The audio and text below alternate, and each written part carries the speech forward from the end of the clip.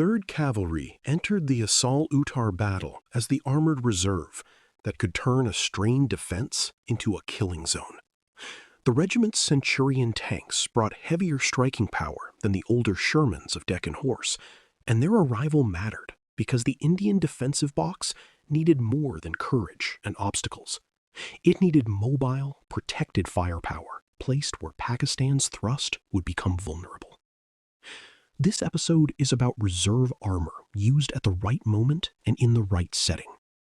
Reinforcements in war do not matter merely because they arrive. They matter when they arrive into a plan, when commanders know where to send them, and when their presence turns delay into destruction. If you would like to move beyond the podcast, you can see my available books at militaryauthor.me. And at trackpads.com, you will find magazines and galleries with hundreds of thousands of photos and videos to explore. 3rd Cavalry was equipped with Centurions, British-designed tanks that had earned a reputation as solid, hard-fighting machines. By 1965, the Centurion was not a new concept, but it remained a respected battle tank because it combined protection, firepower, and a stable fighting platform. Against Pakistani patents, it gave Indian crews a weapon that could engage with confidence if the tactical conditions were right. That last phrase is essential. The Centurion was not a magic answer. No tank is. Its value at Arracourt came from the way it was committed into a battlefield already shaped by mines, flooding, infantry positions, and the earlier resistance of Deccan Horse. The tank was powerful, but the situation made it decisive. The regiment was part of India's armored resources in the sector, under the broader control of commanders trying to stabilize the Kem-Karan front. Brigadier Thomas K. Theagaraj, commanding 2 independent armored brigade, and Lieutenant Colonel Salim Caleb of 3rd Cavalry were among the leaders associated with the armored response. Their task was not simply to rush tanks toward danger. It was to fit armored strength into the defensive box around Arracourt. That required judgment. Send the Centurions too early or too far forward, and they might be drawn into confused fighting on unfavorable ground. Hold them too far back, and the Pakistani thrust might break through before their firepower mattered. Reserve command is the art of timing under uncertainty. The ground into which 3rd Cavalry moved was already becoming hostile to Pakistan's armored plan. Fields were wet or uncertain, crops concealed positions, and routes were being narrowed by obstacles and defensive fire. Pakistani tanks advancing through this zone could still be dangerous, but they were less free than a fast armored thrust needed to be. This was the moment when Centurions could be used most effectively. A defending tank positioned with care does not need to chase the attacker across the field. It can wait where the attacker is likely to appear, use concealment, fire at exposed vehicles, and shift only when the situation demands it. The reserve became a hammer because the anvil had already been prepared. The arrival and use of 3rd Cavalry also illustrates why the word reserve should never be confused with inactivity. A reserve is not an afterthought. It is the commander's ability to influence the battle once the enemy's main effort becomes clearer. Before contact, every possible enemy route is a guess. After contact, the pattern begins to emerge.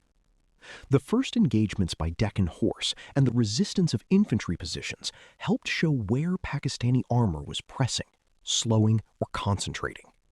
That information gave the reserve meaning. 3rd Cavalry could be committed not into empty uncertainty, but into a developing plan. In armored warfare, the best reserve is not simply fresh. It is fresh at the moment when the enemy has begun to lose balance. The Centurion crews still faced a frightening fight. Even from prepared positions, they were engaging enemy tanks that were dangerous and often numerous. A tank battle is not a calm exchange of calculated shots. It is noise, smoke, impact, broken visibility, and quick decisions made inside steel compartments. Crews had to identify targets, avoid firing at friendly movement, use cover, and maintain awareness of flanks and routes. The commander in the turret had to read the battlefield while exposed to danger or limited by the need to stay under armor. The gunner had to convert a brief target into an accurate shot. The driver had to move the tank without giving away advantage or entering bad ground. The machine only worked because the crew worked. 3rd Cavalry's effect came partly from its ability to bring heavier anti-tank fire into a defensive pattern. Pakistani armor that had already been slowed by mines, flooding, and concealed resistance now faced Centurions, able to engage from positions chosen for fields of fire. This changed the cost of every Pakistani push. A column attempting to move through a likely route could be hit from the front or flank.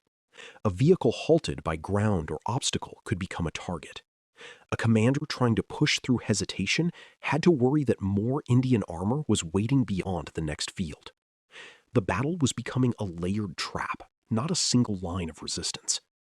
3rd Cavalry supplied one of the strongest layers. The phrase killing zone can sound cold, so it should be used carefully. It does not mean an easy or clean victory. It means a space where the defender has arranged fire, terrain, and timing so that the attacker suffers heavily if he continues forward. At Asal-Uttar, the killing zone was not created by Centurions alone. It was created by the interaction of infantry, artillery, mines, water, concealed Shermans, local strongpoints, and command decisions. 3rd Cavalry's role was to add decisive armored weight to that system. When Pakistani tanks entered the defended zone, they were not merely facing one kind of weapon. They were facing a battlefield that forced them into the reach of several weapons at once. The psychological effect of Centurion fire was significant. Pakistani crews had already encountered resistance. Now they faced a defending tank force that could meet them with greater confidence. The sight of tanks hit in a supposedly exploitable sector can change the mental tempo of an offensive.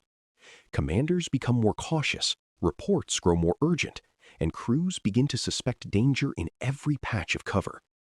The attacker may still try to press on, but the feeling of inevitability has gone. On the Indian side, the presence of 3rd Cavalry could strengthen the confidence of infantry and other arms. Soldiers holding villages and field positions knew that heavier friendly armor was now part of the fight. That mattered when the pressure of enemy tanks came close.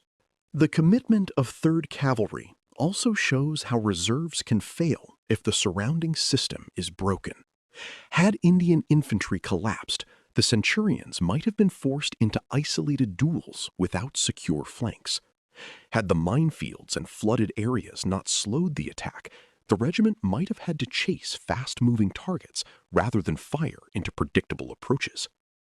Had communications failed completely, the reserve might have arrived too late or in the wrong place. The success of 3rd Cavalry, therefore, should not be separated from the wider defensive design. Its Centurions were formidable, but they became most formidable because they entered a battle where the enemy's movement had already been constrained. This is combined arms in its clearest defensive form. In the longer story of armored warfare, 3rd Cavalry represents a mature lesson about how tanks defend. Early ideas about tanks often emphasized attack, breakthrough, and exploitation, and those roles remain central to armored doctrine.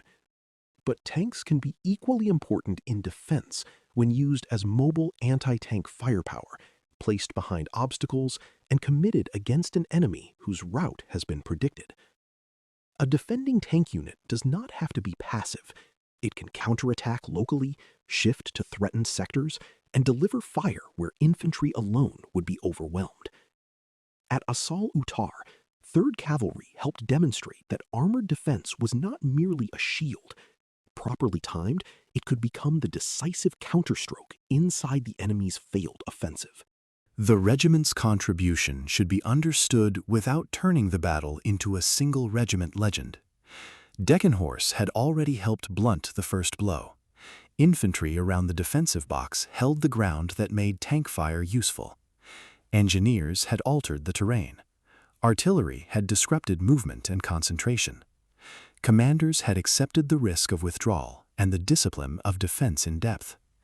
Into that system, 3rd Cavalry brought the centurions that made Pakistan's continued advance increasingly costly. Its importance was not isolated heroism, but integration. It showed that reinforcements are most powerful when they do not simply plug a hole, but complete a pattern. At Asal Uttar, 3rd Cavalry helped turn a thin defensive line into a dangerous armored trap. By the time 3rd Cavalry's role became fully felt, Pakistan's drive toward the Bias line was no longer moving through the kind of battle its planners had hoped for. The thrust had entered ground that slowed it, revealed it, and punished it. The Indian defense had survived long enough for its armored reserve to matter. That is the central lesson of this episode. A reserve is time made visible. It is the force that can appear because earlier decisions bought the hours needed to use it. 3rd Cavalry centurions did not merely add tanks to the battlefield. They added decision at the moment when the attacker's momentum was beginning to fail.